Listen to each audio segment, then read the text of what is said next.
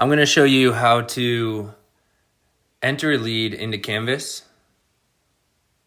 And it's super easy. So the first thing you want to do is you want to download the Canvas app, which is right here. And it's Canvas with 2 S's. So what we're going to do is we're going to click open the Canvas app. So you're knocking 11 right here. 11 Pine Knoll Road, right? So you click, you want to enter this lead in. So what you're going to do is you're going to let it load. Sometimes it pops up the residents that live there. Most of the time it does. If it doesn't, you just click new resident. You enter in the person's name. We're going to say it's Bob Frank. Right? You scroll down, you click save. Now what I like to do is I like to do the title check right here just to see who is on the actual title, because that's going to be important down the line. So once you do that, say the person you're talking to is on title and you want to create the opportunity with them, you click Opti. You go over to the person you're talking to, so in this case, Bob Frank. And once it highlights, that means it's on there, right? So like it wasn't highlighted before, and you don't want to click everbright, right? See how they're all dim? You don't want to click solo. You want to go over to Bright Planet. That is the one you want to click. And then you click Start Service. And that's going to bring up the Smart Sheet. And what this is where you're creating the account. So this is where you're going to enter in all the customer's info, like phone number 413-896-5767. His email@gmail.com. Secondary phone if you want. The address automatically populates, which is awesome.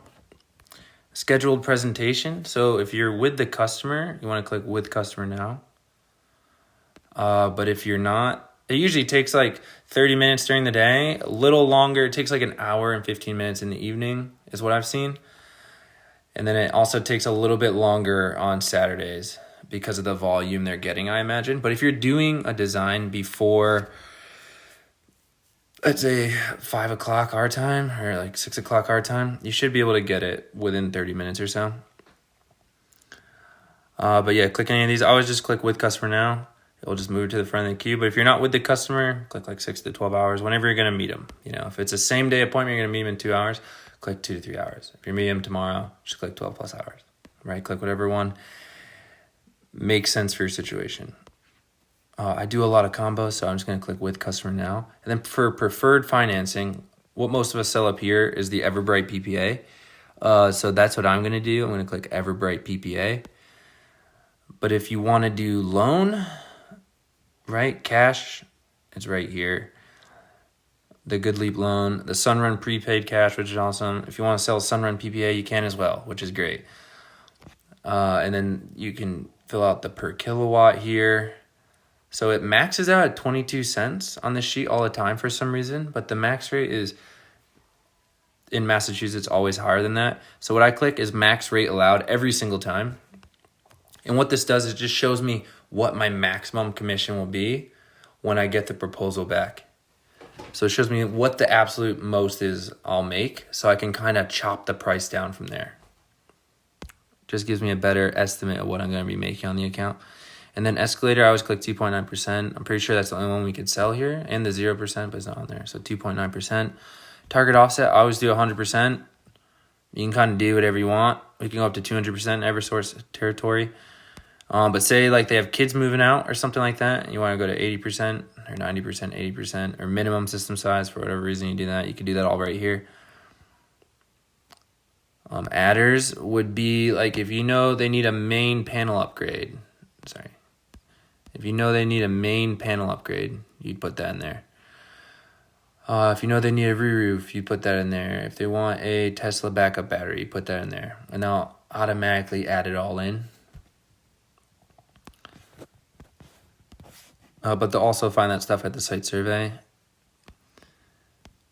But say a customer really knows they want a re-roof, you just put re-roof in immediately. Or you know for sure they need a re-roof, like the shingles are falling off. That's when I would put that in.